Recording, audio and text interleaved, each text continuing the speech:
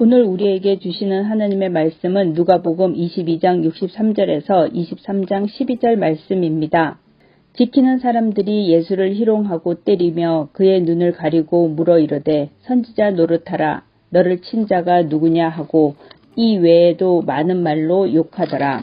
날이 샘에 백성의 장로들 곧 대제사장들과 서기관들이 모여서 예수를 그 공회로 끌어들여 이르되 내가 그리스도이거든 우리에게 말하라. 대답하시되 내가 말할지라도 너희가 믿지 아니할 것이요 내가 물어도 너희가 대답하지 아니할 것이니라. 그러나 이제부터는 인자가 하나님의 권능의 우편에 앉아 있으리라 하시니 다 이르되 그러면 내가 하나님의 아들이냐 대답하시되 너희들이 내가 그라고 말하고 있느니라. 그들이 이르되 어찌 더 증거를 요구하리요 우리가 친히 그 입에서 들었노라 하더라. 무리가 다 일어나 예수를 빌라도에게 끌고 가서 고발하여 이르되 우리가 이 사람을 보매 우리 백성을 미혹하고 가이사에게 세금 바치는 것을 금하며 자칭 왕 그리스도라 하더이다 하니 빌라도가 예수께 물어 이르되 내가 유대인의 왕이냐 대답하여 이르되 내 말이 옳도다. 빌라도가 대제사장들과 무리에게 이르되 내가 보니 이 사람에게 죄가 없도다 하니 무리가 더욱 강하게 말하되 그가 온 유대에서 가르치고 갈릴리에서부터 시작하여 여기까지 와서 백성을 소동하게 하나이다. 빌라도가 듣고 그가 갈릴리 사람이냐 물어 헤롯의 관할에 속한 줄을 알고 헤롯에게 보내니 그때에 헤롯이 예루살렘에 있더라. 헤롯이 예수를 보고 매우 기뻐하니 이는 그의 소문을 들었으므로 보고자 한지 오래였고 또한 무엇이나 이적 행하심을 볼까 바랐던 연고로라. 여러 말로 물으나 아무 말도 대답하지 아니하시니 대제사장들과 서기관들이 서서 힘써 고발하더라. 헤롯이 그 군인들과 함께 예수를 업신여기며 희롱하고 빛난 옷을 입혀 빌라도에게 도로 보내니 헤롯과 빌라도가 전에는 원수였으나 당일에 서로 친구가 되니라. 아멘. 예수께서 잡히셨습니다. 그리고 대제사장 가야바의 집들로 끌려가십니다. 그곳에는 대제사장들과 서기관과 장로들이 모여 있었는데 이는 산헤드린이 주관하는 재판이라는 사실을 알려줍니다. 이들은 심리를 최대한 빨리 마무리하고 24시간도 남지 않은 안식일 이전에 예수님의 사형을 집행하길 원했습니다. 그래서 원래 산헤드린 공회는 성전의 큰 홀에서 개최하는 것이 관례이지만 급히 회의를 개최해야 했기에 가야바의 집들로 모였던 것입니다. 마침내 종교 지도자들은 예수님을 체포하게 되었고 신속하게 자신들의 계획을 실행하기로 합니다. 산헤드린 회원 중 일부가 매우 잔인한 방법으로 예수님을 괴롭히기 시작했습니다.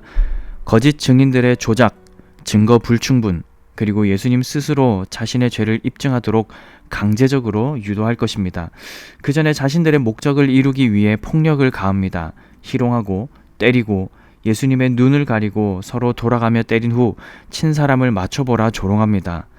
사랑하는 성도 여러분, 예수님은 누가 때렸는지 모르셨을까요? 예수님은 이 상황을 벗어날 능력이 없으셨을까요? 주님은 이런 부적절한 상황을 맞이하지 않도록 동산에서 도망치실 수도 있었습니다. 그러나 주님은 기꺼이 이 부당한 체포와 신문, 모욕을 받기로 하십니다. 그들이 체포했고 끌고 갔습니다. 그러나 사실 예수님이 친히 결박당해 주셨고 끌려가 주셨습니다.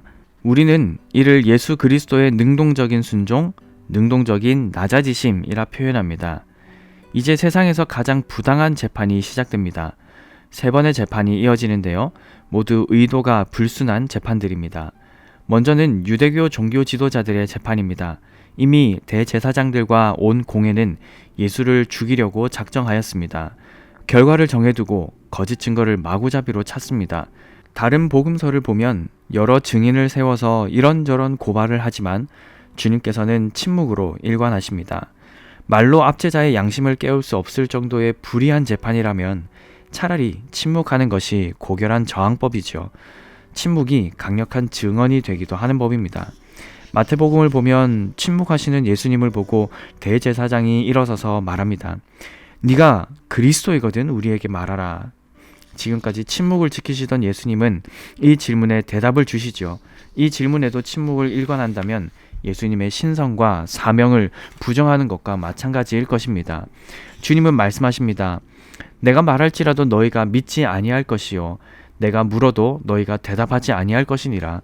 그러나 이제부터는 인자가 하나님의 권능의 우편에 앉아 있으리라. 다시 질문합니다.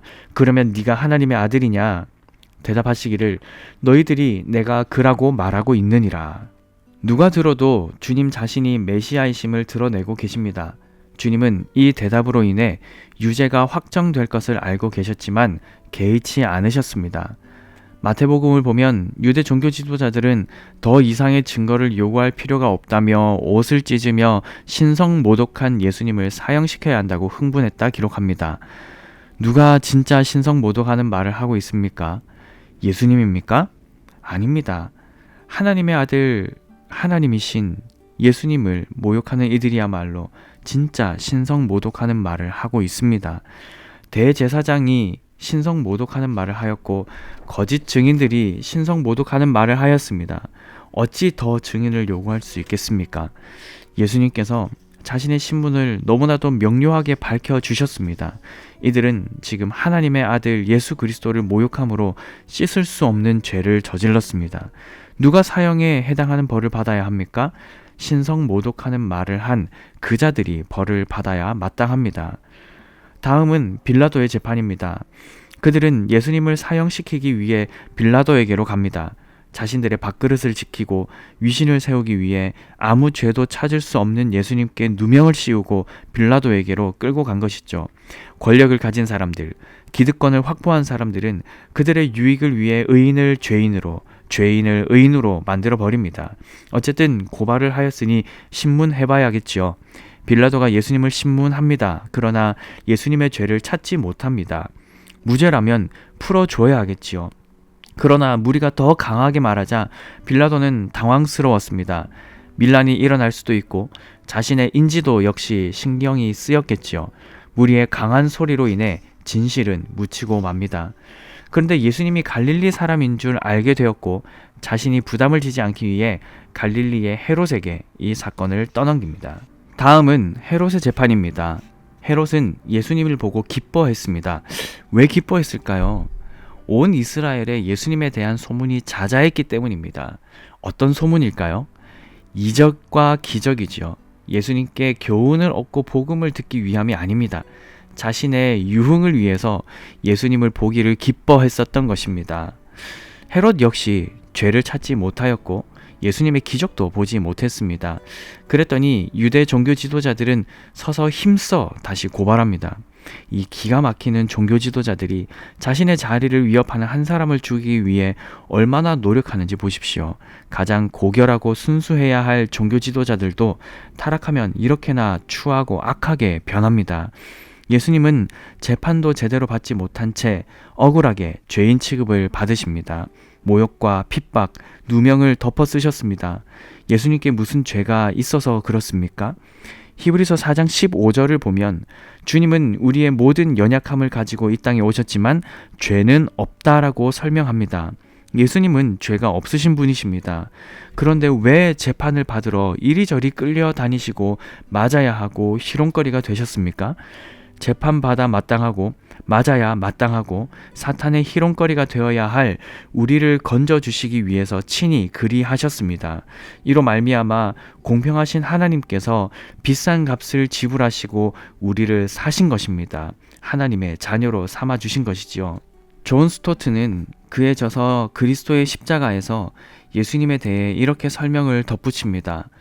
그분의 마음을 지배했던 것은 사는 것이 아니라 자기의 생명을 주는 것이었다. 참으로 주님은 자신의 생명을 주길 원하셨습니다. 자기 생명을 주심으로 자기 백성의 생명을 살리기 원하셨습니다. 그렇기 때문에 이 부당한 재판에서 자신을 변호하지 않으셨지요. 사랑하는 성도 여러분, 우리는 이 놀라운 은혜, 이 놀라운 사실을 잊어버릴 때가 자주 있지 않습니까? 그래서 예수님의 고난과 죽음, 그 대속하심을 자주 되뇌어 보아야 하겠습니다. 예수 그리스도의 고난은 매일매일 생각하고 매일매일 묵상해도 감격하게 되고 감동하게 되고 감사하게 되지요. 특별히 이번 한 주간은 그리스도의 십자가와 고난을 묵상하는 한 주간입니다. 주님을 향한 사랑이 더욱 뜨거워지며 구원의 감격이 넘쳐나는 한 주간 되시길 바랍니다. 우리를 위하여서 모욕을 당하시고 억울한 재판을 받으시고 우리를 죄에서 구원하시기 위해 능동적으로 그 모든 모욕과 수치를 당하신 그리스도를 기억하며 주님의 은혜를 누리시는 한 주간 되시기를 주님의 이름으로 간절히 축복합니다.